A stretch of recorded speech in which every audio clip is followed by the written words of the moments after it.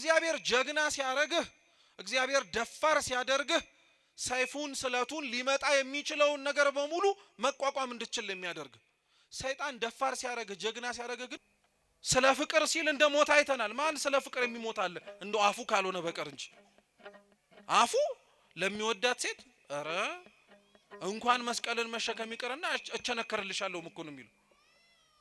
ሲወድ ሰው እውር ነው የሚሆነው። በቃ እቸነከርልሻለሁ እቃጠልልሻለሁ ምን ተሸክም ይማል አንቺንም እሸከምሻለሁ ይላል እኮ። ማርቲን ሉተር የፕሮቴስታንት እምነት መስራቹ በጣም ካሳመፀው ነገሮች መካከል ይሄኛው ነገር።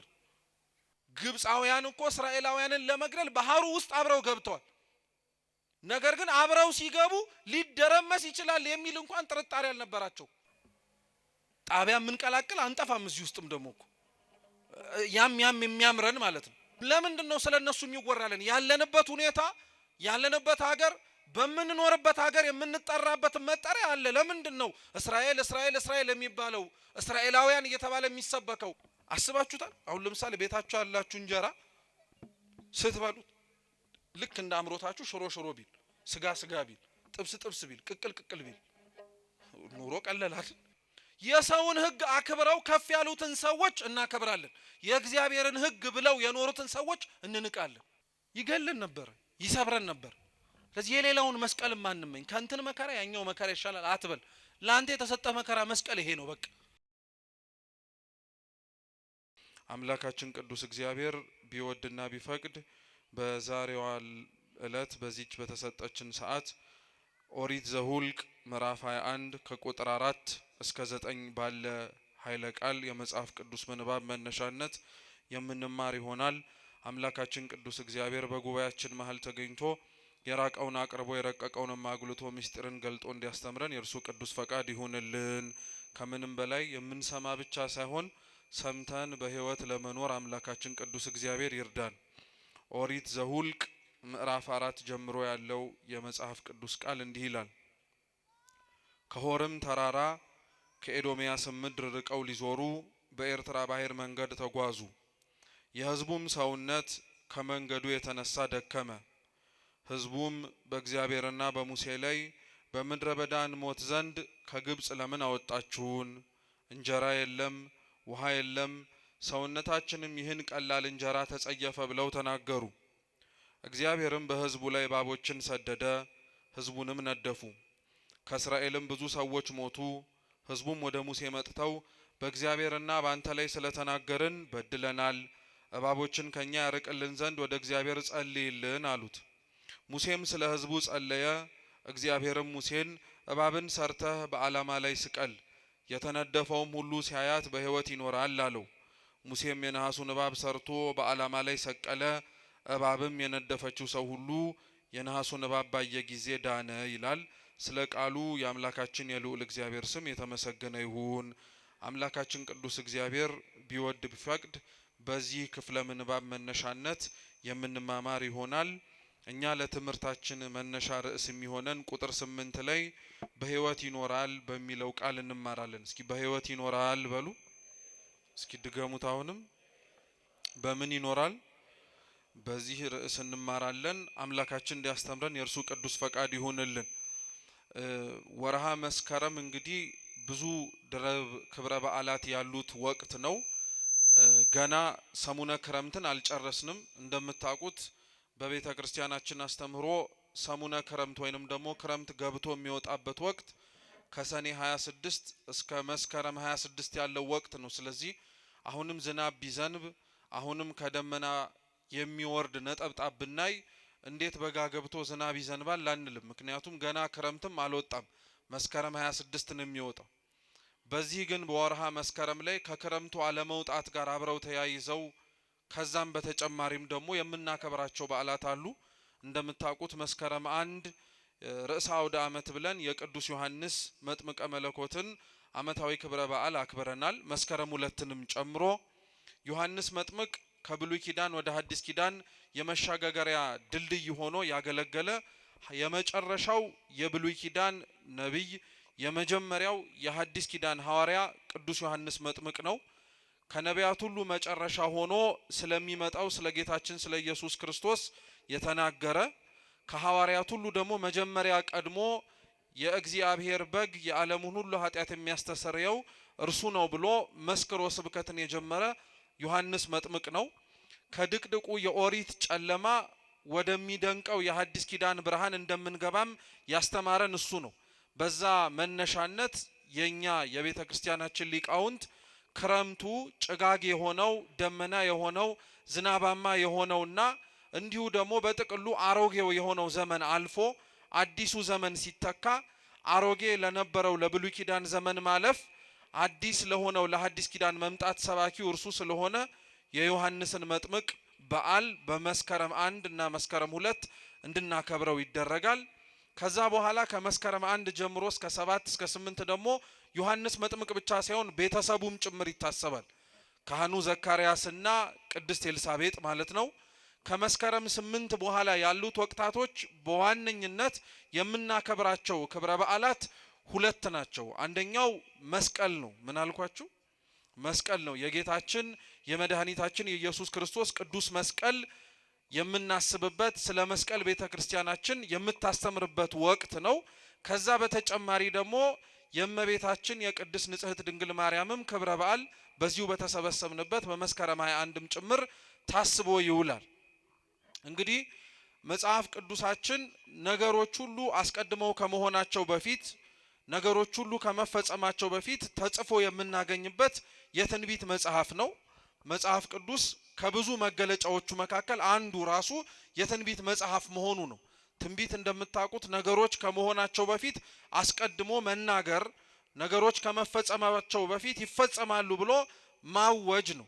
መጽሐፍ ቅዱስ ከሚታወቅበት ጠባያቶቹ መካከል ደግሞ አንዱ የትንቢት መጽሐፍ ነው። ነገሮች ከመሆናቸው በፊት አስቀድሞ ይሆናሉ ተብሎ ይነገራል። ይሄ ለብሉይ ኪዳን ብቻ የሚነገር በነገራችን ላይ አይደለም። ብሉይ ኪዳን በጥቅሉ እንደ መጽሐፍ ቅዱስነት ክፍሉ የትንቢት መጽሐፍ ነው። ወደፊት ስለሚፈጸመው በሐዲስ ኪዳን አምላካችን ኢየሱስ ክርስቶስ ስለሚያደርጋቸው የድህነት ስራዎች በሙሉ አስቀድሞ የተነገሩ የትንቢት ቃላትን የምናገኘው በብሉይ ኪዳን ነው። ሐዲስ ኪዳንም ግን የትንቢት መጽሐፍ ነው። ሐዲስ ኪዳን ላይ ሁለት አይነት ትንቢቶች እናገኛለን። አንደኛው ጌታችን መድኃኒታችን ኢየሱስ ክርስቶስ የተናገራቸው ትንቢቶች አሉ። ራሱ አምላካችን ኢየሱስ ክርስቶስ በምድር ላይ ሲመላለስ ያስተማራቸው። ሁለተኛው ትንቢቶች ደግሞ ከክርስቶስ ዕርገት በኋላ ጌታችን የተናገራቸውን ያጸኑ አምላካችን ያስተማራቸውን ትምህርቶች በዝርዝርና በስፋት በጥልቀት ደግሞ ተጽፈው የምናገኛቸው ደግሞ ትንቢቶች አሉ እና በመጽሐፍ ቅዱሳችን ታዲያ በትንቢት መነጽር ተጽፈው ከምናገኛቸው የመጽሐፍ ቅዱስ ክፍለ ምንባባትና ታሪኮች መካከል እኛ ያነሳነው ኦሪት ዘሁልቅ ላይ ተጽፎ የምናገኘው የመጀመሪያው ነው። ኦሪት የሚለው የመጽሐፍ ቅዱስ ቃል አቻ ትርጉሙ ብርሃን ማለት ነው። ኦሪት ማለት ምን ማለት ነው? ብርሃን ማለት ነው። ኦሪት በሚል መጠሪያ ደግሞ ተጽፈው የምናገኛቸው 5 መጽሐፍት አሉ። እኒህን መጽሐፍት ቤተክርስቲያናችን ሊቀ ነቢያት ሙሴ እንደጻፋቸው ታስተምረናለች። የመጀመሪያው መጽሐፍ ኦሪት ዘፍጥረት ነው። ዘፍጥረት ዘልደት ተመሳሳይ የሆነ ትርጉም ያለው አምላካችን ልዑል እግዚአብሔር ፍጥረታትን ካለመኖር ወደ መኖር እንዴት እንዳመጣቸው የሁሉ አስገኚ እርሱ እንደሆነ ለማጠየቅ በዋነኝነት የተጻፈ መጽሐፍ ነው። ምንም እንኳን ኦሪት ዘፍጥረት ስለ ስነ ፍጥረት ያውራ እንጂ ስለ ስነ ፍጥረት ብቻ ግን አይናገርም። በተለይ ደግሞ ከምዕራፍ 3 በኋላ በነገራችን ላይ ኦሪት ዘፍጥረት ስለ ሰው ልጅ ታሪክ ነው የሚያወራው። ሰው እየበዛ እየተባዛ ያለውን ታሪክ ነው የሚያወራው። በዋነኝነት ደግሞ አርእስተ አበው ስለሚባሉት ስለ አብርሃም፣ ስለ ይስሐቅ፣ ስለ ያዕቆብ ኦሪት ዘፍጥረት ይናገራል። ሁለተኛው መጽሐፍ ኦሪት ዘጸአት ነው። እስኪ ኦሪት ዘጸአት በሉ። ኦሪት ዘጸአት ስለ መውጣት ነው የሚያወራው። ወደ ምድረ ግብጽ ወርደው ባሪያ ስለነበሩት ስለ እስራኤላውያን እንዴት እግዚአብሔር አምላክ በግሩም በሆነ በተአምራቱ ነቅሎ ከግብጽ ባርነት ነፃ እንዴት እንዳወጣቸው ተጽፎ የምናገኝበት መጽሐፍ ነው። ሶስተኛው ሙሴ እንደጻፈው የምናምነው መጽሐፍ ቅዱስ ደግሞ ኦሪት ዘሌዋውያን ነው።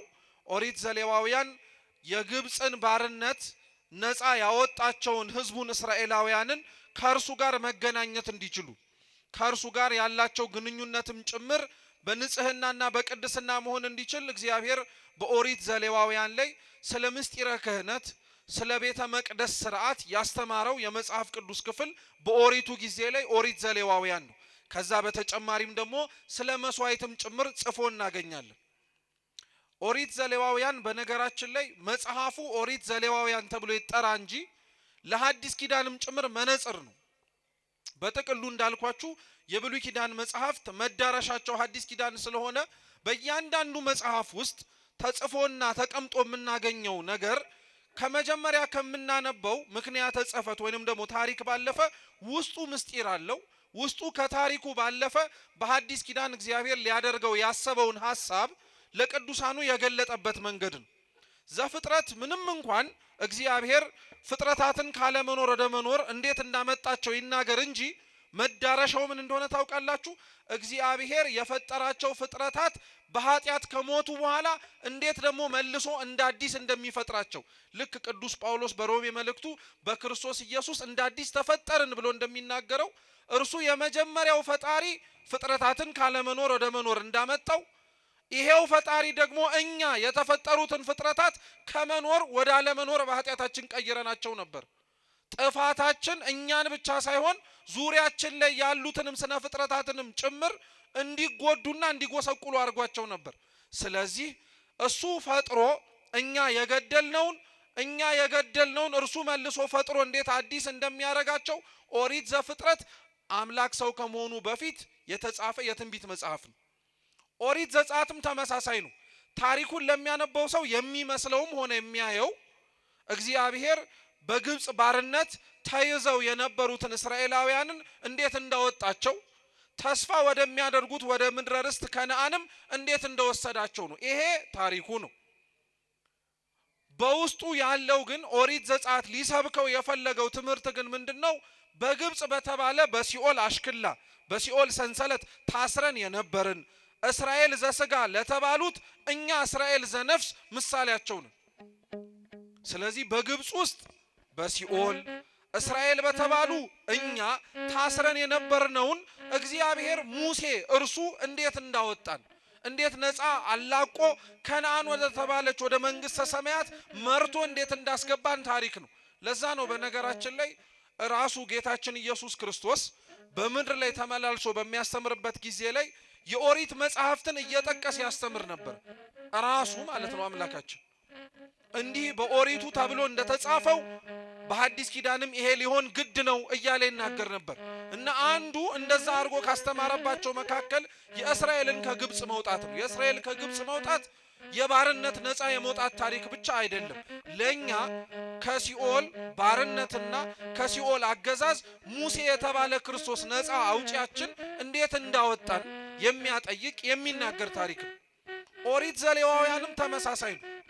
ኦሪት ዘሌዋውያን ለሚያየው የኦሪቱ ቤተ መቅደስ፣ የኦሪቱ መስዋዕት፣ የኦሪቱ መሰዊያ እንዴት እንደሆነ የሚመለከትበት ነው። ፍጻሜው ግን ምን መሰላችሁ? እኛ ከእግዚአብሔር ጋር የምንገናኝባቸውን 3 መስመሮችን ማሳየት ነው። እነዚህም 3 ሰው ከእግዚአብሔር ጋር የሚገናኝባቸው እግዚአብሔርም ከሰው ጋር የሚገናኝባቸው መስመሮች ክህነት፣ መስዋዕት፣ መሰዊያ ናቸው። እስኪ ክህነት በሉ፣ መስዋዕት፣ መሰዊያ። እነዚህ 3ቱ ክርስቲያኖች እኛ ከእግዚአብሔር ጋር የምንገናኝበት መስመሮች መንገዶች ናቸው። እግዚአብሔርም መልሶ ከኛ ጋር የሚገናኝበትም መንገዶች ናቸው። እነዚህ 3ቱ በኦሪት ዘሌዋውያን እግዚአብሔር ለሕዝቡ ያስፈልጋል ብሎ መስጠቱ በሐዲስ ኪዳንም አምላካችን ኢየሱስ ክርስቶስ ክህነትን ለሐዋርያት፣ መስዋዕትን ቅዱስ ሥጋውን ክቡር ደሙን ለደቀ መዛሙርቱ ለሐዋርያት፣ መሰዊያ የተባለውንም ታቦትም ጭምር እንደሚሰጥና እንደሚያጸና ማጠየቂያ ናቸው።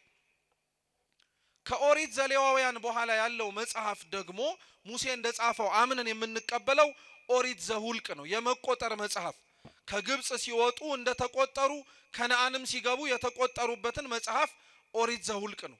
የመጨረሻው ኦሪት ዘዳግም ነው። ድጋሚ የተጻፈ መጽሐፍ ስለሆነ ከምድረ ግብጽ ወጥተው እስራኤላውያን ወደ ከነዓን ጉዞ ሲያረጉ ሁሉም የወጡት ሰዎች አልገቡ።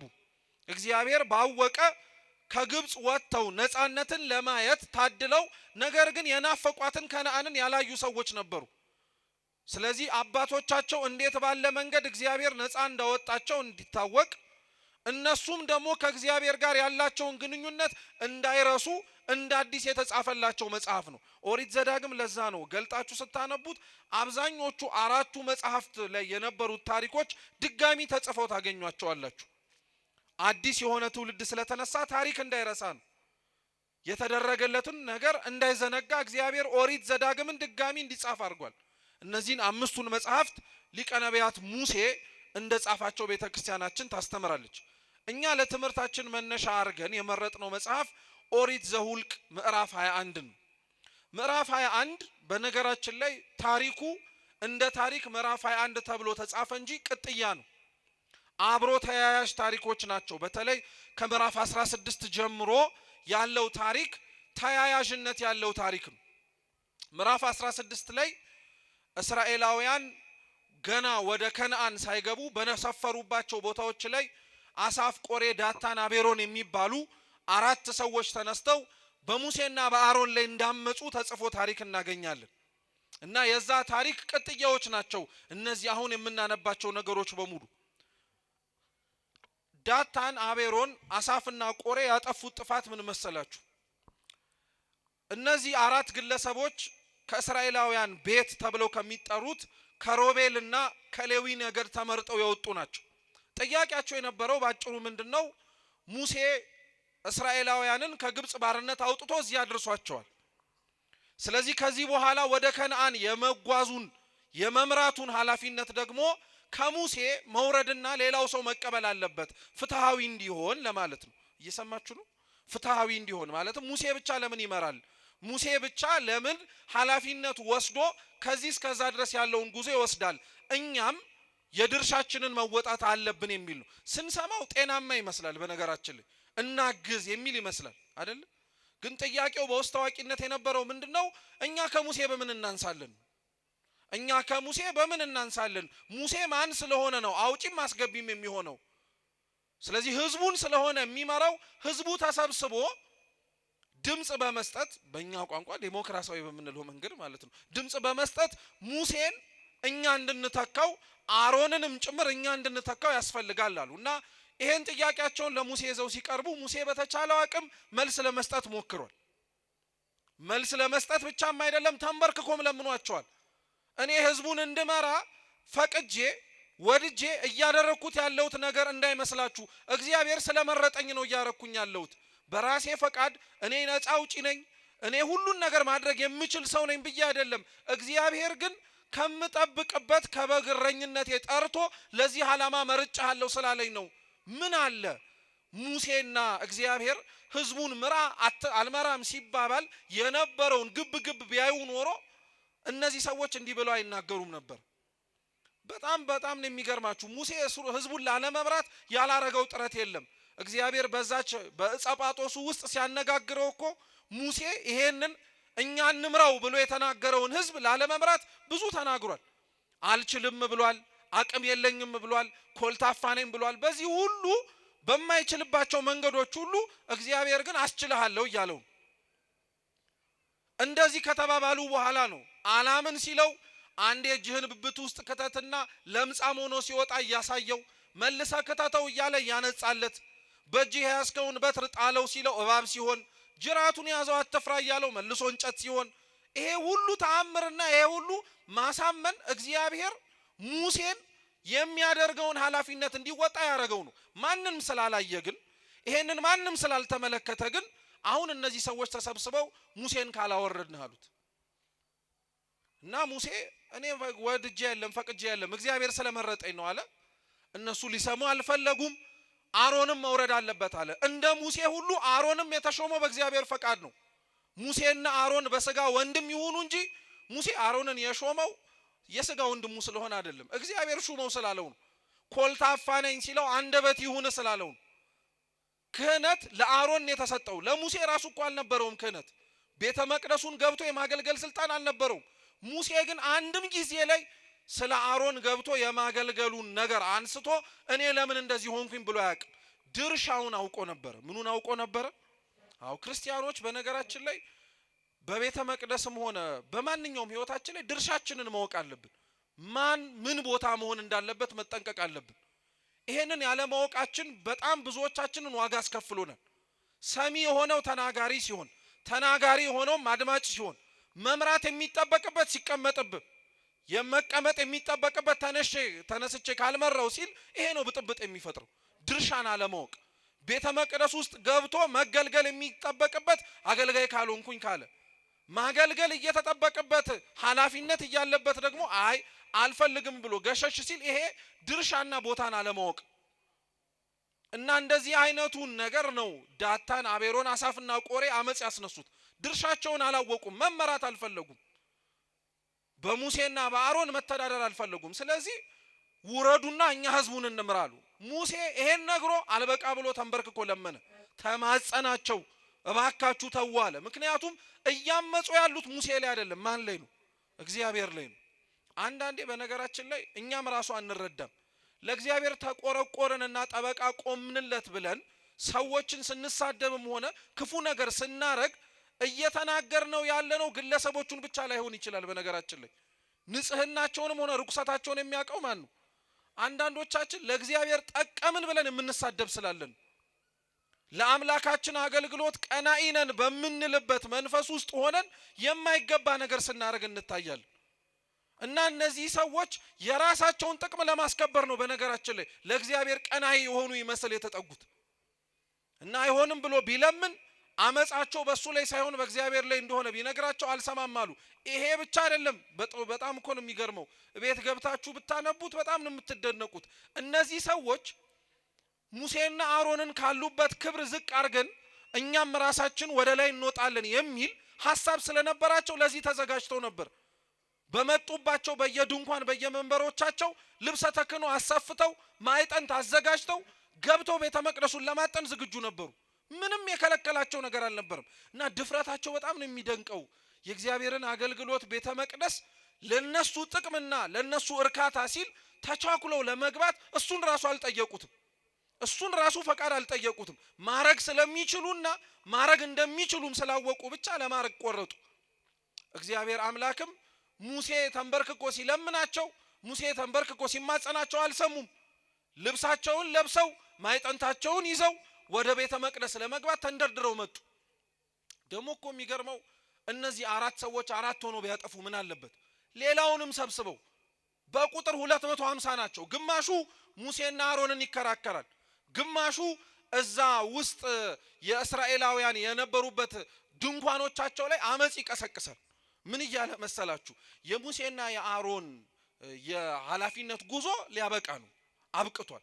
ስለዚህ እነዚህ የሚተኩት አራት ሰዎች ስለሆኑ ህዝቡ ለዚህ መዘጋጀት አለበት ብለው በእኛ በዘመናዊ ቋንቋ ፕሮፓጋንዳን ብለው ይነዙ ነበር።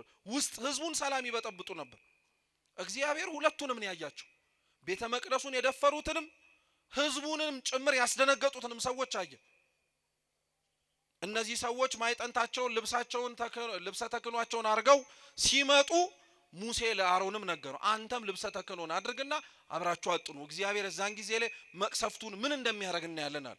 የሚገርማችሁ እነዚህ ሰዎች በድፍረት ስላለን ብለው ልብሱን አጥልቀው ማዕጠንቱን ይዘው ገብተው የኦሪቱን ቤተ መቅደስ እናጥናለን ሲሉ ልብሱን ሳይነካ ማዕጠንታቸውን ሳያበላሽ የእግዚአብሔር መቅሰፍት ግን እግዚአብሔር የላከባቸው ቅጣት ግን እነሱን እንደተለበለበ ግንድ ለብልቦ አቃጥሎ መቅሰፍቱ ገደላቸው። ውጭስ ያሉትን እዛ ድንኳኖቻቸው ህዝቡን ሲያሳምጹ የነበሩትን መሬት ተሰንጥቀው አጠቻቸው። አሁን ይሄን ያልኳችሁ ለምን መሰላችሁ? እግዚአብሔር እነዚህን ሰዎች ሲቀጣቸውም ሆነ እነዚህን ሰዎች ጥፋት አጥፍተው ለጥፋታቸው አልመለስም ሲሉ ቅጣቱን ሲቀጣቸው አሰፍተው ያመጡትን ልብስና የያዙትን ጽንሃ አልነካባቸው። እነሱን ራሳቸውን የለበለባቸው። ለምን መሰላችሁ? ካሰፉት ልብስ ጋር አብሮ እሳቱ እነሱንም ልብሱንም ማዕጠንቱንም ቢበላው ከመቅሰፍቱ በኋላ የተረፈው ህዝብ ለለበሱትም ልብስ እንኳን አሮንም የሚለብሰው ስለሆነ ክብር አይሰጡትም ነበር። ምን በዚህ ልብስ እንኳን አንተ ይቅርና እነሱም ራሳቸው ተቃጥለው ሞተውበት የለ እንዴ ብለው ልብሱን ያቀሉት ነበር። ስለዚህ እግዚአብሔር ለልብሱ ያለውን ክብር እንዲያውቁ ሰዎቹን እንዲቀሰፉ አደረገ። ንዋያቱ ግን እዛው ባሉበት እንዲቀመጡ አደረገ። ይሄን የነገርኳችሁ ታሪክ ለምን መሰላችሁ?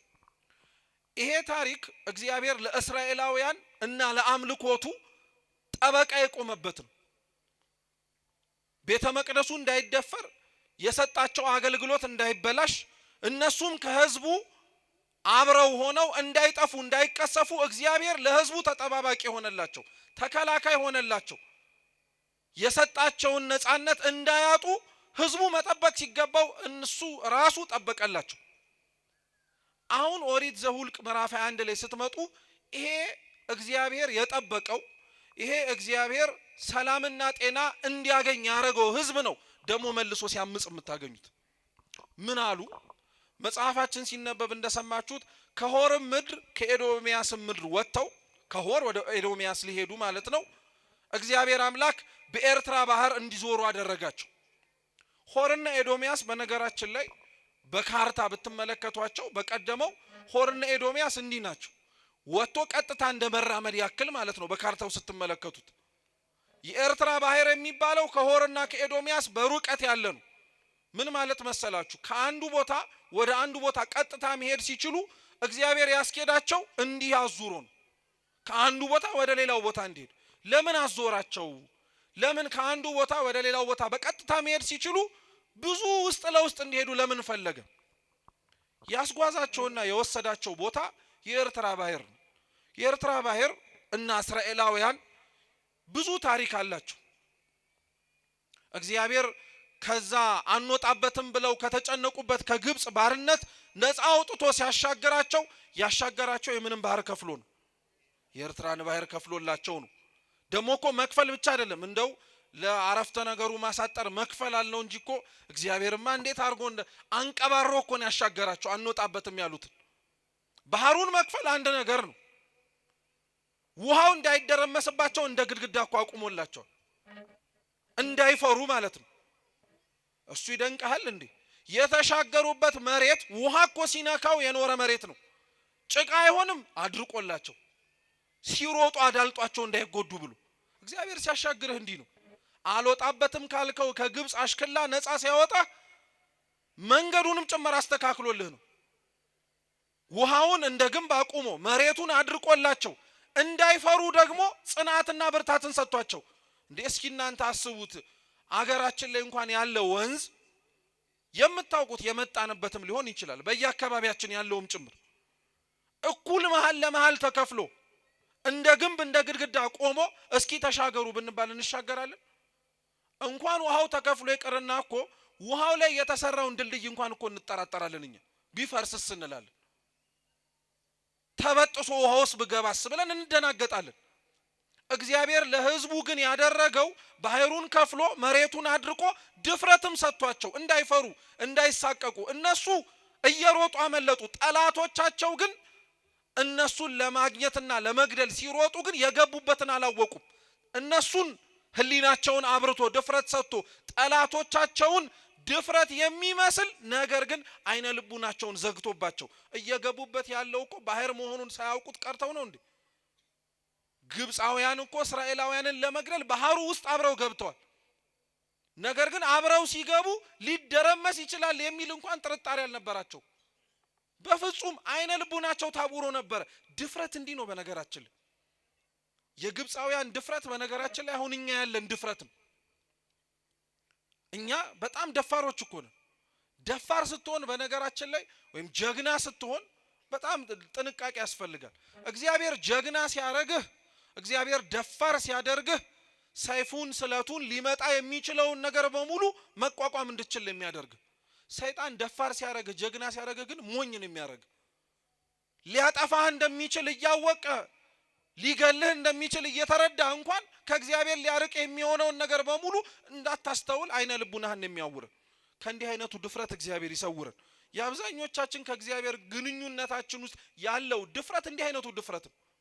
የቀረብን እየመሰልን እየራቅን፣ የጠቀምን እየመሰልን ግን እየጎዳን፣ ያገለገልን እየመሰልን ነገር ግን እያፈረስን፣ እንዲህ አይነቱ ድፍረት ደግሞ አለብን እኛም ደግሞ እና ግብጻውያንን በእንዲህ አይነቱ መንገድ አስገባቸው። በሙሴ በትር ላይ አድሮ ግድግዳውን ባህሩን እንደ ግድግዳ ያቆመላቸው እግዚአብሔር መልሰው ምተዋልና ጠላቶቻቸውን አጠፋላቸው። ኮቴያቸውም የለም። ሲመለከቱ ያዩት ነገር ቢኖር ሬሳ ነው። እግዚአብሔር የኤርትራን ባህር እና እስራኤላውያንን ሲያስተዋውቃቸው እንዲህ ያደርጋቸው ከፍሎ አሻግሮ ጠላቶቻቸውን አጥፍቶ እነሱን በፍጹም እምነት ተማምነው እንዲወጡ የትላንትና ታሪካቸውን እንዲዘነጉ አርጎን ያሻገራቸው። አሁን እግዚአብሔር ከአንዱ ቦታ ከሆር ወደ ኤዶሚያስ ምድር እንዲሄዱ ሲል በኤርትራ ባህር እንዲዞሩ አረጋቸው። ለምን? የእግዚአብሔርን ውለታ እንዲያስታውሱት እኮ ነው።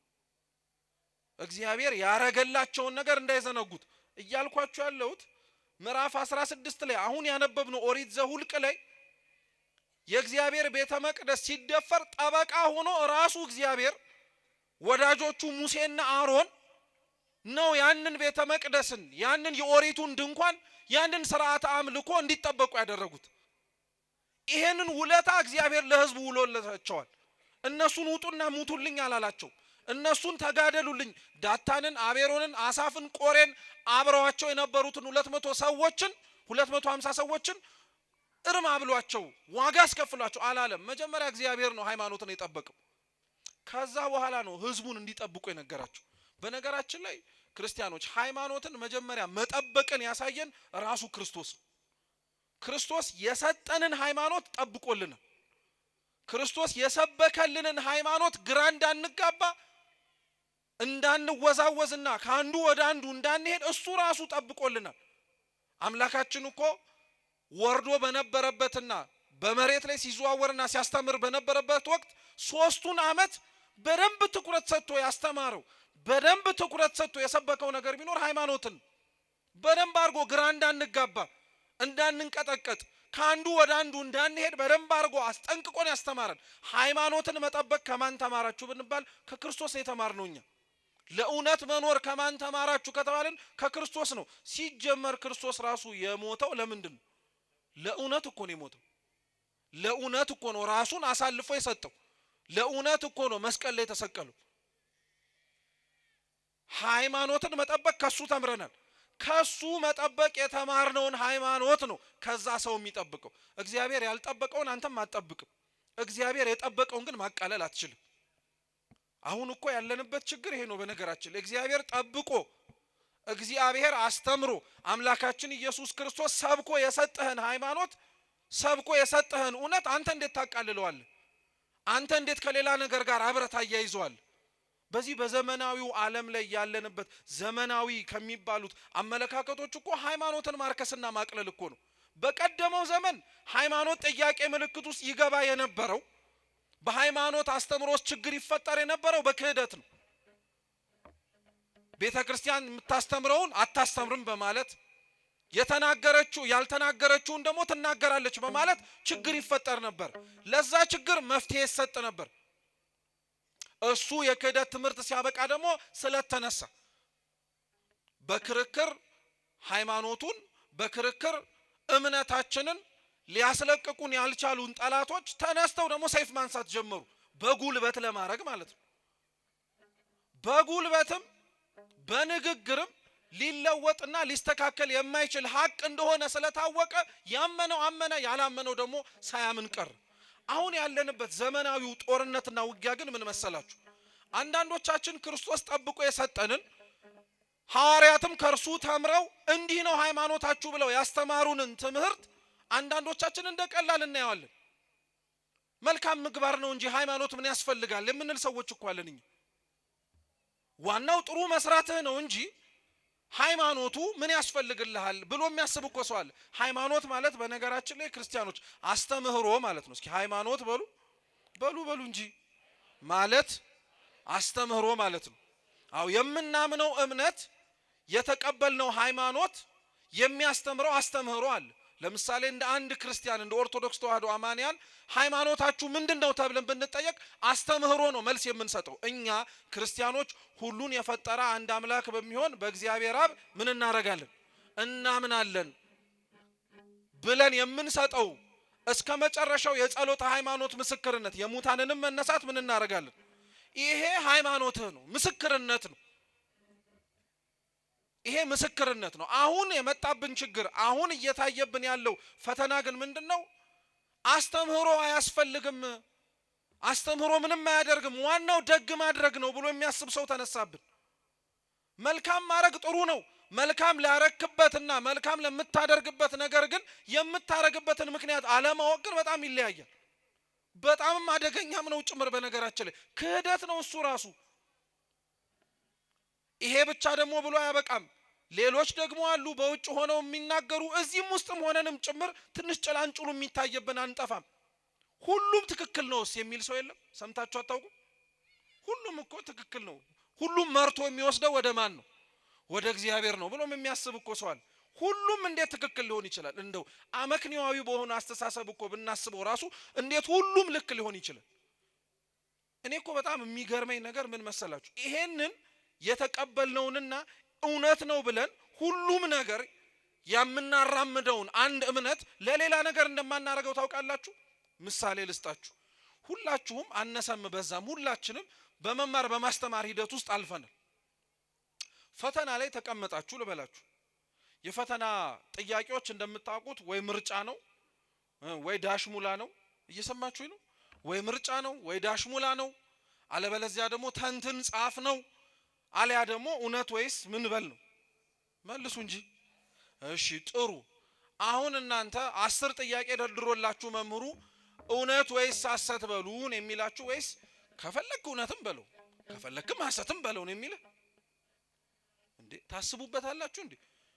እንደዛ ያለን መምህር ሰምተን አናውቅም። ወይ እውነት ትላለህ ወይ ምን ትላለህ?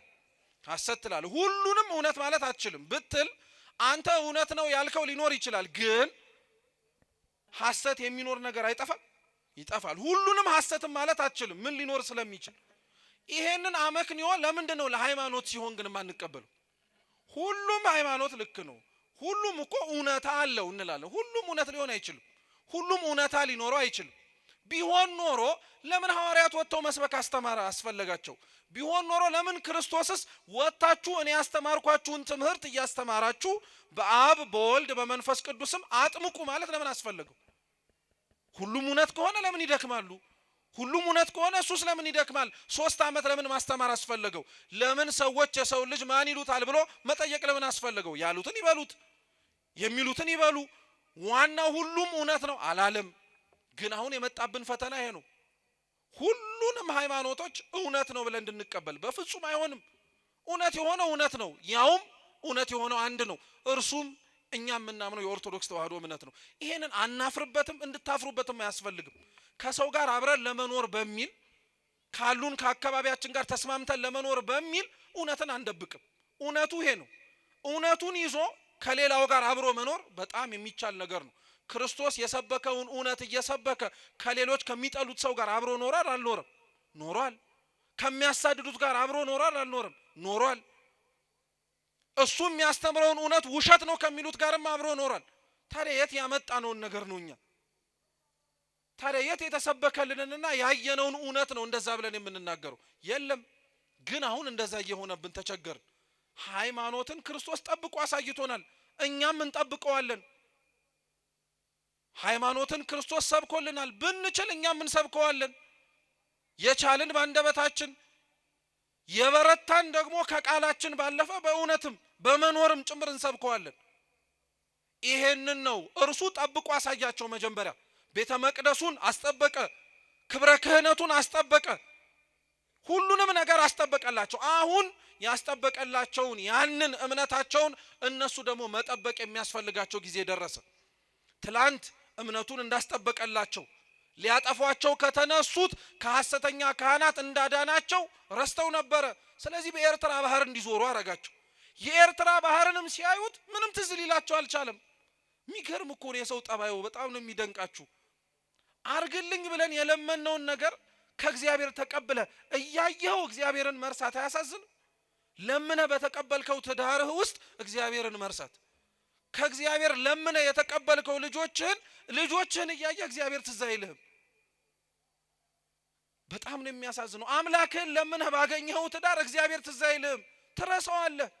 ከእግዚአብሔር ተቀብለህ እግዚአብሔርን ከሚያስረሳ ነገር በሙሉ መራቅ አለብህ። ከእንዲህ አይነቱም ጾር እግዚአብሔር ይሰውረን። አብዛኞቻችን ከእግዚአብሔር ተቀብለን እግዚአብሔርን ግን ረስተነዋል። እነሱም እንዲህ የሆኑት ሃይማኖታቸውን ያስጠበቀላቸውን አምላክ ረሱት። ትላንትና ከምን እንዳወጣቸው እንዲያስታውሱ በኤርትራ ባህር ያዞራቸውን አምላክ ረሱት። ይሄም አልበቃቸውም። እስራኤላውያን እኮ በነገራችን ላይ ሲያጠፉ እስከ ጥግ ነው የሚያጠፉት። ትንሽ ነገር አጥፍቶ አያውቁም። በነገራችን ላይ የእስራኤላውያን የጥፋት ችግር የኛም ነጸብራቅ ነው። አንዳንዶቻችን ግልጽ ካልሆነልንም ጭምር በዚሁ አስረድተነው እንለፍ። ብዙ ስብከቶች የቤተ ክርስቲያን የሚያውጠነጥኑትም ሆነ ሲናገሩ እስራኤላውያን ሲባል ትሰማላችሁ አይደል?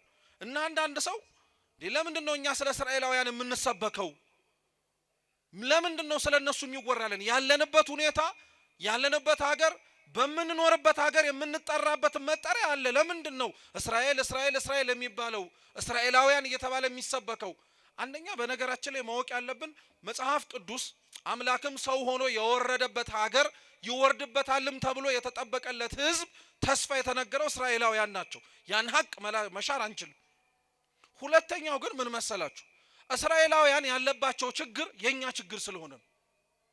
በእስራኤላውያን ውስጥ የምንመለከተው መልካምም ይሁኑ ክፉም ነገሮች ከኛ ጋር ይበዛ ያንሳል እንጂ መመሳሰሉ አይቀርም። እና ለዛ ነው እስራኤላውያንን ሁሌ እያነሳን የምንማርባቸው እኛ እስራኤላውያን ስለሆንን ነው።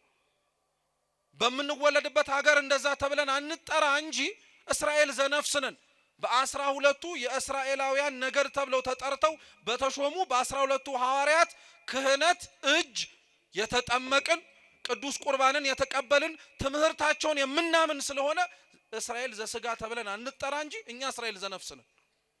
እና እንደዚህና እስራኤላውያን በኤርትራ ባህር በኩል ሲያልፉ ባህሩን አይተው እግዚአብሔር ትዝ ሳይላቸው ማጉረምረም ጀመሩ። ምን አሉ መሰላችሁ? ሙሴን ነው እንደዚህ ብሎ የተናገሩት። ላንብብላችሁ፣ ብትችሉ አብራችሁን በሉ። ህዝቡም ሙሴን መተው በሉ እንጂ እንደው ጥያቄ ልጠይቃችሁ ሁላችሁንም ማለት ነው። እና ካሜራው ወደኔ ስለሆነ አትሳቀቁ። የእውነት ግን መልሱልኝ። መጨረሻ መጽሐፍ ቅዱስ ቤታችሁ አነበባችሁት መቼ ነው? እንዳነበብን እኮ ነው ደግሞ ዘብነን የምንለው። ታዲያ ቃሉን ሰምተን ጠግበን እንደረካንበት ምናምን እኮ በሉ ስንባል አንልም። ራሱ እኮ በጣም ነው የምንገርመው። እስኪ ህዝቡም በሉ፣ እንደዛ እንዳላነበበ ሰው እንበል ሁላችንም። ህዝቡም በሉ ወደ ሙሴ መጥተው እንዲህ አሉት፣ በእግዚአብሔርና በሉ ህዝቡም በእግዚአብሔርና በሙሴ ላይ እንዲህ አሉ፣ በምድረ በዳ እንሞት ዘንድ ከግብጽ ለምን አወጣህን? እንዲሞቱ ነው እንደ እግዚአብሔር ያወጣቸው ነው እንዴ? ከግብጽ አውጥቶ ያሻገራቸው ኤርትራን ባህር የከፈለላቸው እንደሞቱት ግብጻውያን ባህር ውስጥ ከቶ ሊገላቸው ነው እንዴ? አይደለም፣ በፍጹም አይደለም። ግን ሲያጉረመርሙ ሰማችኋቸው? ኤርትራን አይተው ያሻገራቸውን እግዚአብሔርን ሳይሆን ያዩት የወጡባት ግብጽ ትዛለቻቸው። እና እግዚአብሔርና ሙሴ ላይ ደሞ እኮ በጣም ነው የሚገርሙት። እግዚአብሔርን ለብቻውም አልተናገሩትም። አብረው ሙሴንም ከኑግ ጋር የተገኘ ሰሊጥ ምን አርግን አብረ ተወቀጥ ነው። ማን ከእግዚአብሔር ጋር ተጣበቃለ እንደማለት እኮ ነው። አንዳንዴ በጣም ነው የሚገርማችሁ እኮ እግዚአብሔርና ሙሴን አብረው አንድ ላይ ያደረጓቸውና ለሁለቱም ነው ስሞታቸውን ያቀረቡት። ማን አውጣን አለ ከግብጽ ብለው ጠየቁት። ጥያቄያቸው ለሙሴም ነው ለእግዚአብሔርም ነው። ያወጣቸው ለህይወት ነው። ያወጣቸው ደምን ባልቅሰው ነው። ደምን ባልቅሰው የባርነት ዘመኑ በስቶባቸው መቼ ያጥረልናል ብለው ለምነው የወለዷቸውን ልጆቻቸውን ከሚረግጡት ጭቃ ጋር አብረው ረግጠው የሞቱትን ወንድም እህቶቻቸውን በቅጡ ሳይቀብሩ ቀርተው የደከሙበትን የላባቸውን ሳይከፈላቸው ቀርተው ይሄ ሁሉ ግፍ እኮ ደርሶባቸዋል። ለዚህ ሁሉ ግፍ ነው ከ430 ዓመት በላይ ሲያለቅሱ የነበሩት አውጣን ብለው። ምን አለባቸው እነሱ? ልክ አንዴ ከወጡና ወደ ከነዓን ጉዞ ግን ሲጀምሩ ከግብጽ ለምን አወጣህን ብለው እግዚአብሔርን አሙ። እግዚአብሔር ሊያጉረመረሙ። የእስራኤላውያን ከግብጽ ለምን አወጣህን የሚለው ስሞታቸው በነገራችን ላይ የኛ ስሞታ ነው።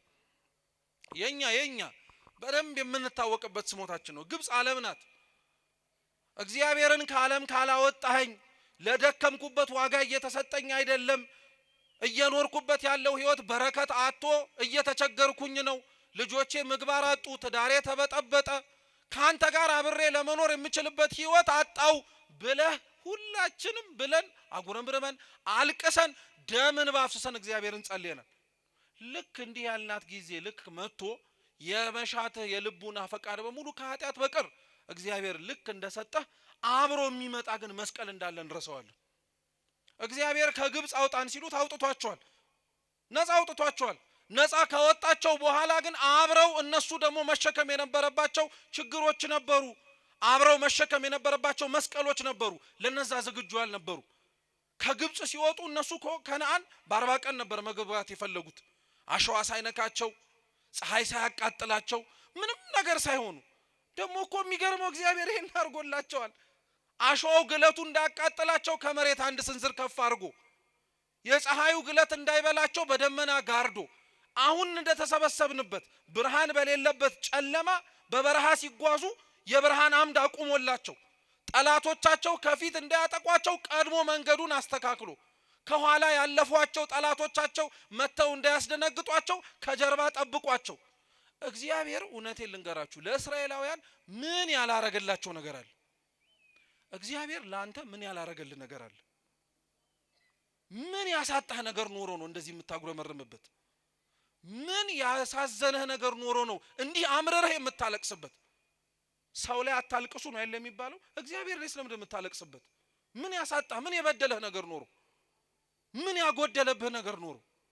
በጠበቀህ አሸዋው እንዳያቃጥልህ ከፍ ባረገህ፣ ፀሐዩ እንዳይለበልብህ በጋረደህ፣ ጠላቶች ከፊት እንዳይቀድሙ ቀድሞ በከለከለ፣ ከጀርባ ያለፍካቸው ነገሮች መልሰው እንዳያስደነግጡ በጠበቀ፣ እሱማ መታማት አልነበረበትም። ግን እኛ ምን አልን? ከግብጽ ለምን አወጣን? ብዙ ሰው እኮ የለም በጣም ግን ቀላል የማንባል ሰዎች አለን። እውነቴን እንምላችሁ ቤተክርስቲያን ገብተን ለምን እግዚአብሔርን ካለማወጣህን ነው። ትንሽ ከበሩ ስንወጣ የደመቀው ዓለም እናየዋለን። ሰው ሲሯሯጥ፣ ሰው ውር ሲል፣ የሚበላውን የሚጠጣውን ሲያገኝ፣ ስራው ሲሰምርለት ሲበረክትለት፣ በሀብት ላይ ሀብት፣ በቤት ላይ ቤት፣ በመኪና ላይ መኪና፣ በገንዘብ ላይ ገንዘብ፣ በወዳጅ ላይ ወዳጅ፣ በሁሉም ነገር ላይ ሲጨማመረ ስናይ የገባንበትን ጊዜ እንረግማለን። ምን ነው እግዚአብሔር እዚህ ቤተክርስቲያን እንዲህ ባታስቀምጠኝ ኖሮ፣ አስሮ አስቀመጠን ብለን እኮ የምናለቃቅስ ሰዎች አለን። ሰው ከደረሰበት መድረስ ያቃተኝ ቤተክርስቲያን ስለገባው ነው ብሎ እኮ የሚያማርሰዋል። ከእግዚአብሔር ጋር ስለተጠጋው ነው። እና እውነተኛ ከግብጽ ለምን አወጣህን ብለው ካጉረመረሙት ከእስራኤላውያን እንብስ እንጂ እናንሳለን እንዴ? ለምን አስገባህን ብለን እኮ ጠይቀናል እግዚአብሔርን። ያስገባህን ቤተክርስቲያን እንዲህ እንድቸገር ነው? እንዲህ መከራ እንዲበዛብኝ ነው? አንተን ብዬ ብጠጋ ዓለም ከምትፈትነኝ በላይ እንድፈተን ፈልገህ ነው ብለን ማን ያልተናገራል? አብዛኞቻችን እንዲህ ብለን እግዚአብሔርን ተናግረናል። ከግብጽ ለምን አወጣህን አሉ። እንደዛ ብለው እኮ ደግሞ አላቆሙ። እኔ በጣም ነው የሚገርማችሁ። እስኪ እንጀራ የለም በሉ በሉ እንጀራ የለም በሉ። ውሃ የለም ግን እንጀራ የለም። እውነት ለመናገር ውሃ የለም። ሊያውም እንጀራ እንዳይመስላችሁ እኮ የሰጣቸው እንጀራ። እነሱማ እንደዛ ብለው እኮ አላቆሙም። ራሱ እንጀራ የለም ውሃ የለም አሉና ሰውነታችንን ይህንን እስኪ ሰውነታችንን በሉ እንደው በማርያም በሉ ሰውነታችንን ይህንን ቀላል እንጀራ ተጸየፈ። እግዚአብሔር የሰጣቸውን እኮ ነው ቀላል እንጀራ ብለው የጠሩት። እስኪ እንደው ወንዶች እናንተን ልጠይቃችሁ፣ እቤቶች ያሉ እህቶቻችሁ ሚስቶቻችሁ ሊሆኑ ይችላሉ። መቼም የእንጀራ ጉዳይ ነውና ቤት ገብታ በኋቃዋን ከፍታ ሊጧን ምናምን ስታቦካ ስታሰፋ አይደል የሚባለው? ስታሰፋ እንጀራ ታያለ። እና ሙያው ቀላል መስሎ እንጀራ ለጋግር ነው ምናምን ስትሉ ይሄ ቀላል ነው ታካብጃለሽ ያልክበት ጊዜ አልነበረ አለ። አብዛኞቻችሁ ሙያውን ስናይ ያን ያክል አይከብድም። ግን ልክ እንደ ከበሮ ነው በነገራችን ላይ እንጀራ ከበሮ ሲይዙት ያምር፣ ሲይዙት ግን ሲያዩት ያምር፣ ሲይዙት ያደናግር ይባላል። እንጀራም ሲያዩት በጣም ቀላል ነው፣ ክብ መስራት ነው። ልክ ግን እንካጋግር ስትባል ግን ብጭርቅ የሚልብህ አንተው ራስህ ነው። እና ስታየው ስለቀለለብህ ቀላል እንጀራ ነው የሚመስል አይደል? ጋግራ ስታወጣው ስትበላው ቀላል እንጀራ ነው። እግዚአብሔር ለሕዝቡ በጣም ነው የሚገርማችሁ ከሰማይ ስለሚያወርድላቸው ስለማይጋግሩ ማለት ነው፣ ስለማይደክሙ፣ ስለማይዘሩ፣ ስለማያጭዱ፣ ጎተራ ስለማይሞሉ ቀላል ሆነባቸው። አንተ በነገራችን ላይ ሳክ እንጂ ላንተም እኮ እግዚአብሔር የሰጠህ ያልደከምክበት እንጀራ ቀሎብሃል። ምንም አላደከምህማ። እና እግዚአብሔር የሰጣቸውን ቀላል እንጀራ ብለው ተናገሩና ቀላል እንጀራ አሉት፣ አሳነሱት። ደግሞ የለም ብለው ተናገሩ። ውሸታቸው ደግሞ እንጀራ የለም አሉ። እንዴ የት ነው እንጀራ ያጡት? ሊያውም የወረደላቸው የሰማይ እንጀራ እኮ ነው በልተው የሚጠግቡበት። ይሄ ብቻ አይደለም። አለቃ ኪዳነ ወልድ ክፍሌ ስለሚወርድላቸው መና ሲናገሩ ልክ እንደ ድንብላል ቅጠል ነው ይላሉ። እና ሲበሉት ይጠግባሉ። ደግሞ መጥገብ አይደለም እንደ አምሮታቸው ጣዕሙ ራሱ አለ።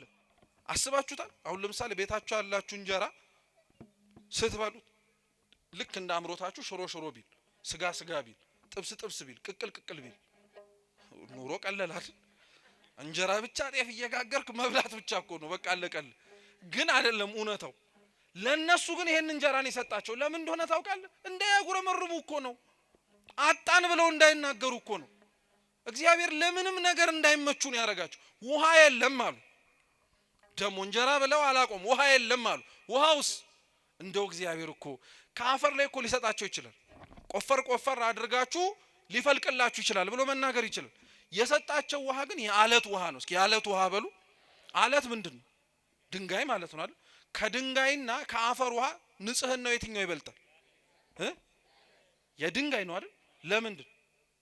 በአፈር ላይ ያለው ውሃ ወደደም ጠላ ምን መደረጉ አይቀር። አይገርማችሁም? ደፈረሰ ብለው ራሱ እንዳያማርሩ እኮ ነው። የጠራ ውሃ አልሰጠንም እንዳይሉ ከአፈር ሳይሆን ከአለት ላይ ውሃ ሰጣቸው። የአለት ውሃ እየጠጡ ከሰማይ የወረደ መና እየበሉ እንጀራ የለም ውሃ የለም አሉ። ከሰማይ የወረደ የጌታን ስጋ እየበላ ከጎኑ የተቀዳ ደሙን እየጠጣ ቁርባን የለም ብለህ ስታወራ አታፍርም?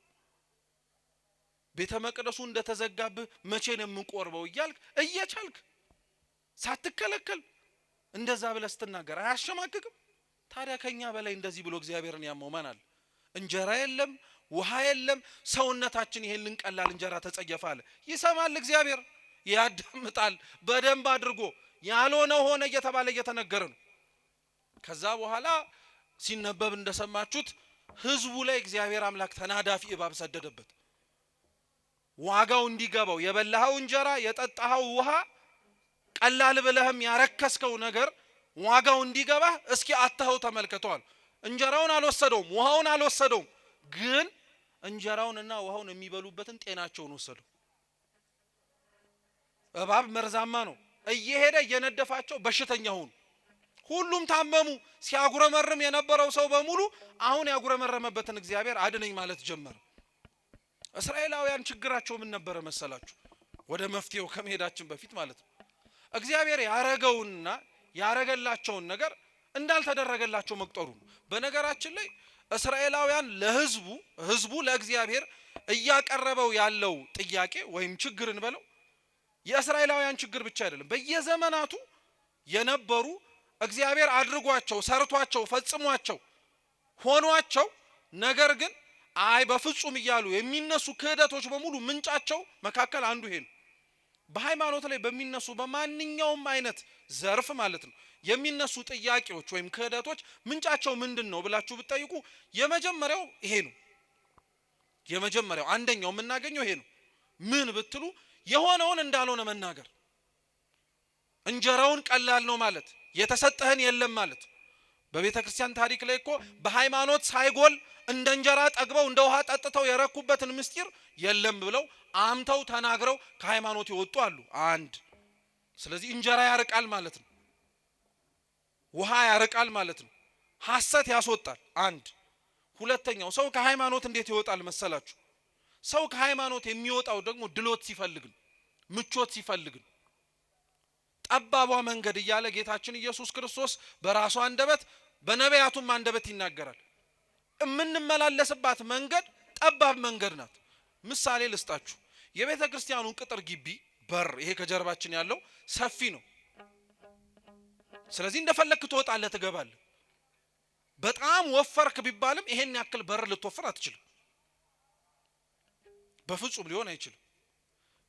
ምሳሌ ይሁንና ይሄንን በር ህንጻ ሰሪ ኮሚቴው አጠበበው ልበላችሁ።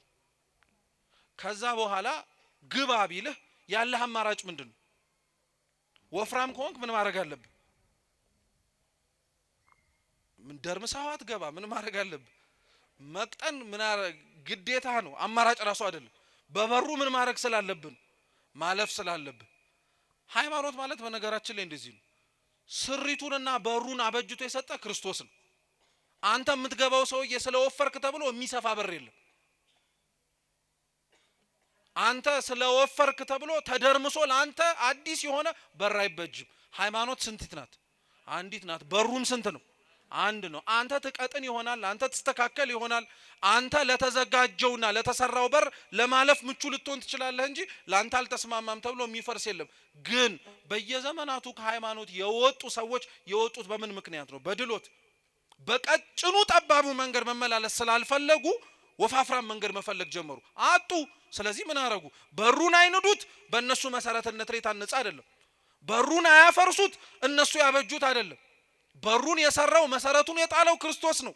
ከሱ ጋር ምንም ማድረግ ስለማይችሉ የራሳቸውን መሰረትና በር መጣል ጀመሩ።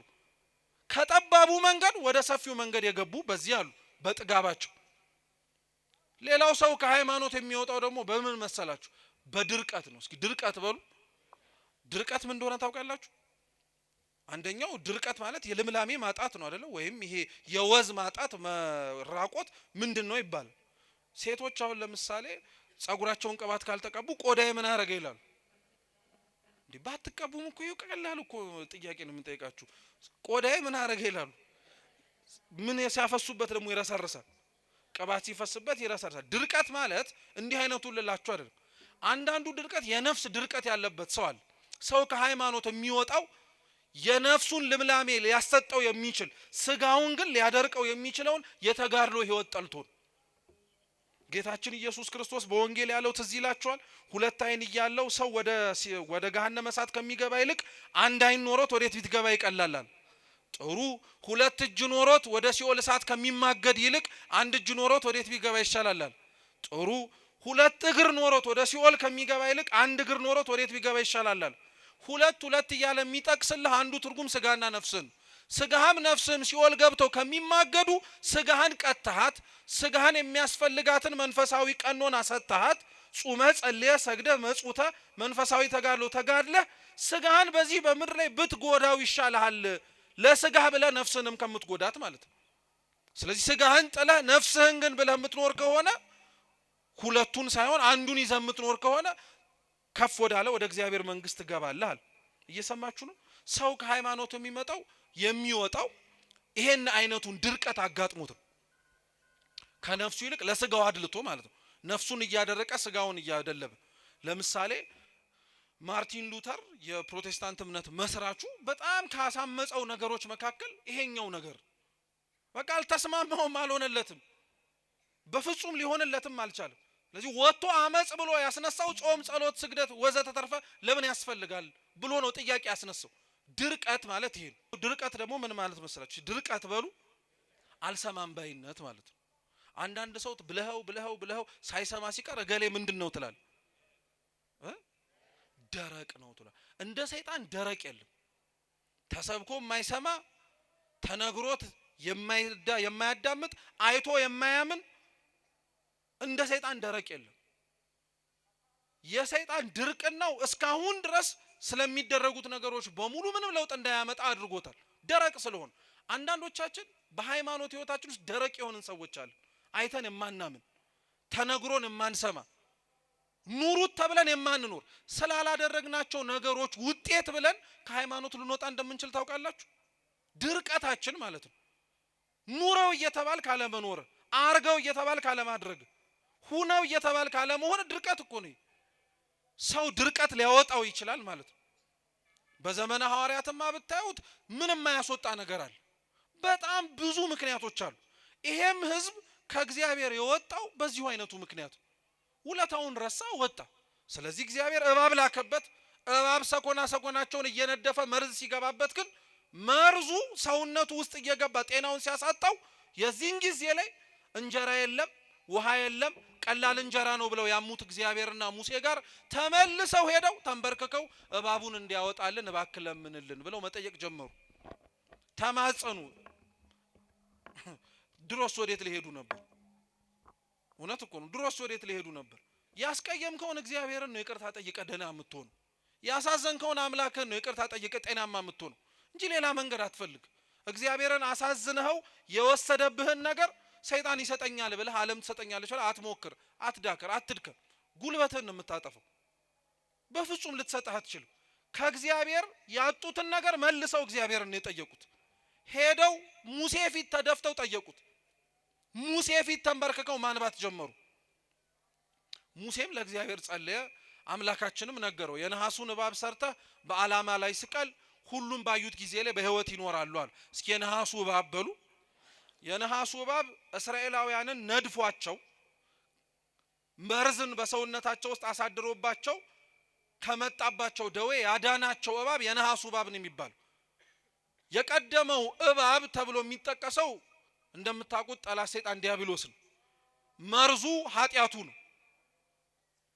ዲያብሎስ ሰኮና ሰኮና እየሄደ እንደተናደፈው እባብ እሱም ራሱ በሰው እግር ኮቴ እየሄደ መርዙን ይረጫል፣ ከሃይማኖት እንዲወጣ ከምግባር እንዲወጣም ጭምር።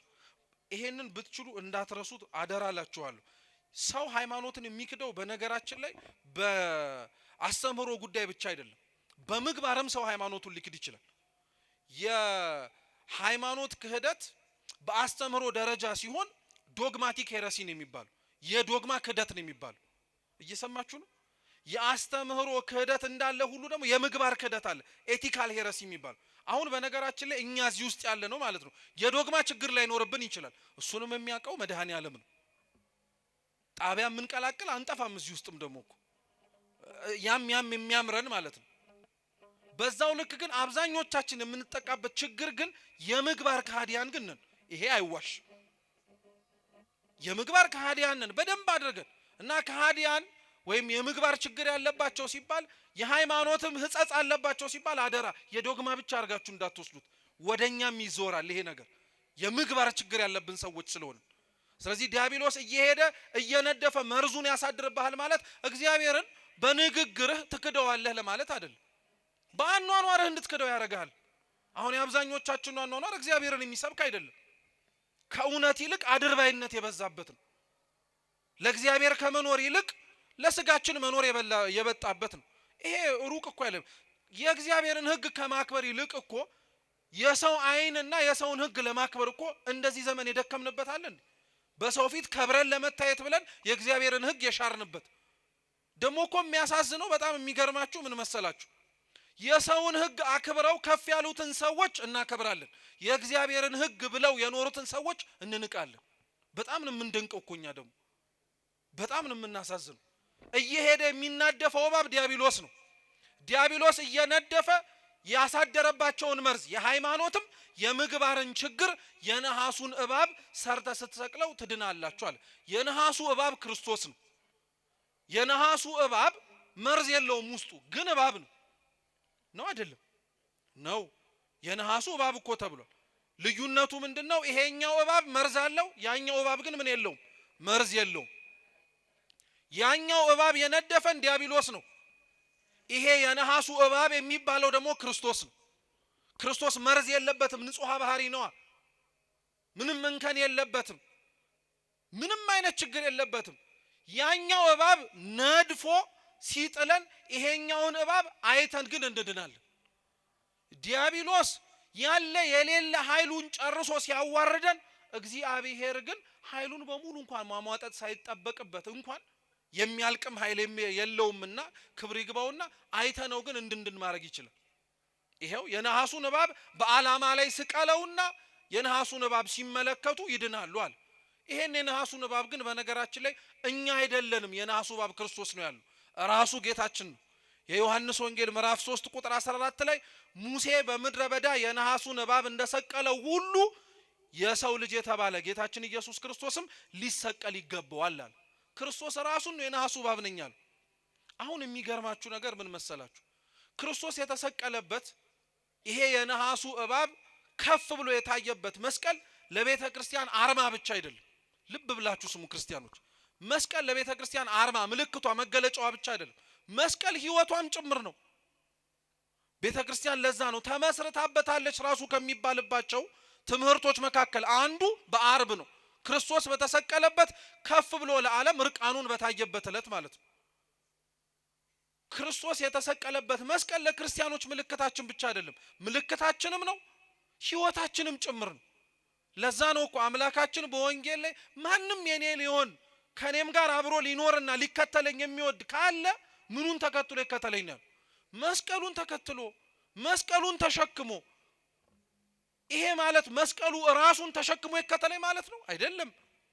መስቀሉን ተሸክመ ተከተለኝ ማለት በመስቀሉ ላይ የተሰበከልህ ያየኸው የተማርከው ነገር አለ። ምን እውነት፣ ምን ፍቅር፣ ምን ይቅርባይነት፣ ምን ደምን ለእውነት ማፍሰስ፣ ምን ለበደሉ ዝቅ ብለህ መጸለይ፣ ምን ለእግዚአብሔር ብለህ እርቃንህን መታየት፣ ምን ብዙ ጠላቶች ጥቂት ወዳጆች እንዳሉ አይተሃል።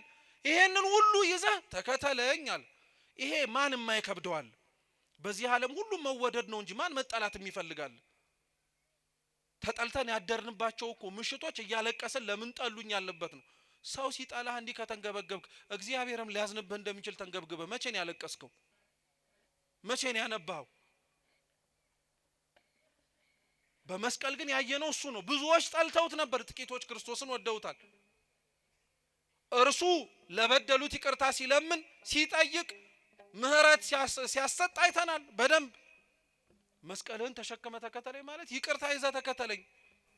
ስለ ፍቅር ሲል እንደ ሞት አይተናል። ማን ስለ ፍቅር የሚሞት አለ? እንደ አፉ ካልሆነ በቀር እንጂ አፉ ለሚወዳት ሴት ኧረ እንኳን መስቀልን መሸከም ይቅርና እቸነከርልሻለሁ እኮ ነው የሚለው። ሲወድ ሰው እውር ነው የሚሆነው። በቃ እቸነከርልሻለሁ፣ እቃጠልልሻለሁ፣ ምን ተሸክም ይማል አንቺንም እሸከምሻለሁ ይላል እኮ። በጣም እኮ ነው የሚገርመው። እንደው ይሄንን እውር የሆነውን ፍቅራችንን ለእግዚአብሔር ምን አለ ብንሰጠው? ለሱ እውር ብትሆንለት። ታውቃላችሁ አንዳንድ ፍቅር አለ ብላይንድ ላቭ የሚባል በቃ እውር የሆነ ፍቅር ምንም አያሳየም። ምን አለ ክርስቶስን እንደዛ መውደዱን ቢሰጠን። በቃ እውር ሆነን ሰደቡን አልሰደቡን፣ ተናገሩን አልተናገሩን፣ ምን አሉን አላሉን ምንም ሳንጨነቅ እሱንና እሱ ብቻ ለማስደሰት ትሞክር። ቅዱሳን እኮ የበለጠን በዚህ እኮ ነው። ክርስቲያኖች ቅዱሳን የከበሩት እኮ በዚህ እኮ ነው። እግዚአብሔርና እግዚአብሔርን ብቻ ስላሉ የናቋትን ዓለም መልሶ ሰጣቸው። አሁን አንተ የናቃትን ዓለም ብቻ እያልክ ስለሆነ እንዴት እግዚአብሔርን ታገኘዋለህ? ሁሉንም ነገር ስለ እግዚአብሔር ብለህ ተወው። ስለ ሁሉም ብለህ የተውክለት እግዚአብሔር መልሶ ሁሉን ይሰጣል። ግን ምን አለበት እኛ ምንም የመስቀሉን ህይወት መኖር አልቻለም። ይሄ ደግሞ አይደለም። እኔ በጣም የሚገርመኝ ነገር ሌላ ልንገራችሁ። ሁላችንም ስለተሸከምነው መስቀል ከባድነት እናውቀዋለን። ማንም የኔ መስቀል ቀላል ነው የሚል ሰው አለ? የተሸከማችሁት ህይወት ቀላል ነው ከባድ ነው? ራሳችሁ ታውቁታላችሁ እኮ። መታችሁ ቤተክርስቲያን ከበደኝ ያላችሁበት ጊዜ የለም? አንሳና ውሰደው በቃኝ ያላችሁበት ጊዜ የለም? አለ። የሚገርመው ምን መሰላችሁ? ያንተ የተሸከምከው መስቀል ከባድ እንደሆነ እያወቅ ለምን ሌላው የተሸከመው መስቀል ላይ ተደረበህ እንዲከብደው ታረጋለህ? አብዛኞቻችን በጣም የምናሳዝነው እንደ ክርስቲያን ይሄ ነው። አንተ ራስህ ከብዶ ያለ ሸክም እያለ ለምን ሌላው እንዲከብደው ሸክም ትጨምርለታለህ? መች አነሰው? መች መጠላት፣ መች መገፋት፣ መች መሰደብ፣ መች መኖር አነሰው? አብዛኞቻችን እኮ እንደዚህ አይነት አኗኗር ነው ያለን። መስቀሉን ተሸክመን የምንጓዝ እንመስል ይሆናል እንጂ ሌላው የተሸከመው መስቀል ላይ የኛንም እንደረብበታለን። አንተም ተሸከመው ብለን ይሄን በምን እናውቃለን? በነፍስ አባቶቻችን ንስሐ ልንገባ የምንመጣ ሰዎች ይዘን የመጣ ነው መስቀል አለ። በቃ ከብዶን ከአቅማችን በላይ ሆኖብን ለአባቶቻችን እናሸክምና በሉ እናንተ ተጨነቁበት እኔ ስጨነቅ አልገኝም ብለን እንሄዳለን። እንደዛ ብሎ ነገር የለም። አንተም ማብረት ትጨነቃለህ፣ አንተም ማብረት አለቅሳለህ።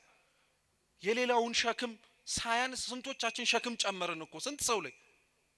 በጣም ነው የምናሳዝነው በእውነት በጣም። እኔ በጣም መስተካከል አለብን በእውነት ክርስቲያኖች። እያንዳንዳችን የራሳችን መስቀል አለን። እሱን መሸከም እንደከበደን እሱን መሸከም አቅቶን እየተንገዳገድን መሆንን እያየን እንዴት ለራሳችን ማዘን ይከብደናል? እንዴት ሌላውን አይተን እገሌም እኮ ከብዶታል ላግዘው አይባልም? በፍጹም በፍጹም። መስቀላችን አብዛኞቻችን ከብዶናል። ያከበደብን ግን መስቀሉ እርጥብ ስለሆነ አይደለም፣ እኛ ሌሎቻችን ሌላ ሸክም እየጨመርንበት ስለሆነ ነው። ስንቱ ሰው ላይ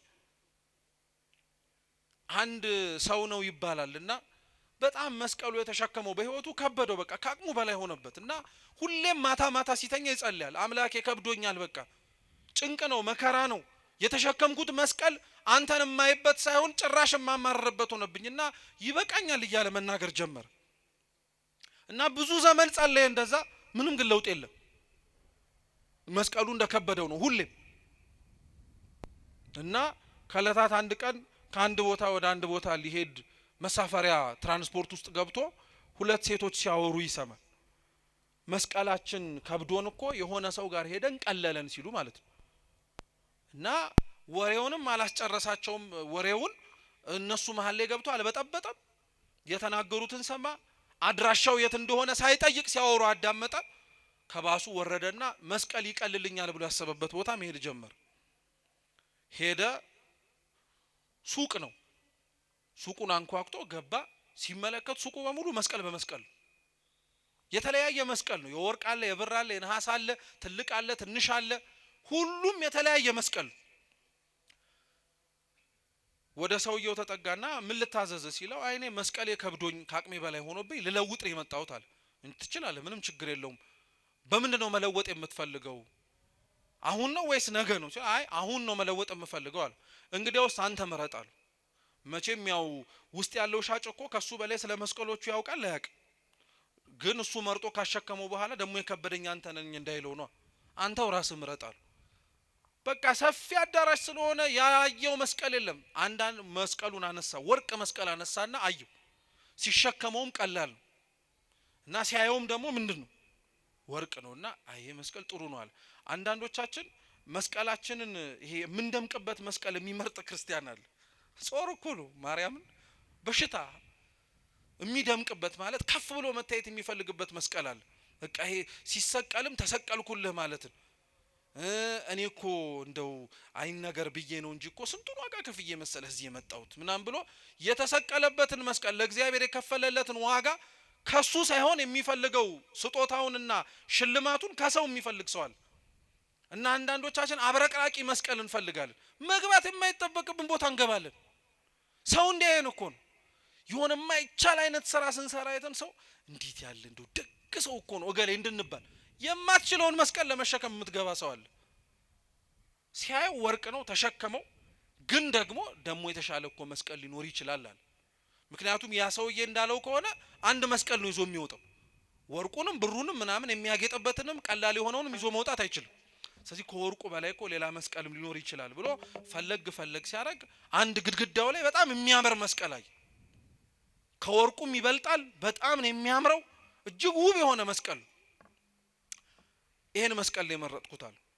አልተሸከመውም ራሱ እኮ ዝም ብሎ ግድግዳው ላይ ይሄ መስቀል የኔ መስቀል ነው፣ እሱን መስቀል ስጠኛል። አራታው ሌሎቹ ማየታ በፍጹም እሷንና እሷን መስቀል እንደምፈልገው አውረድልኛል። እሺ ያንተን መስቀል አምጣው። የራሱን መስቀል ተሸከመው ሰውየው። ያኝን መስቀል አወጣና ሰጠው።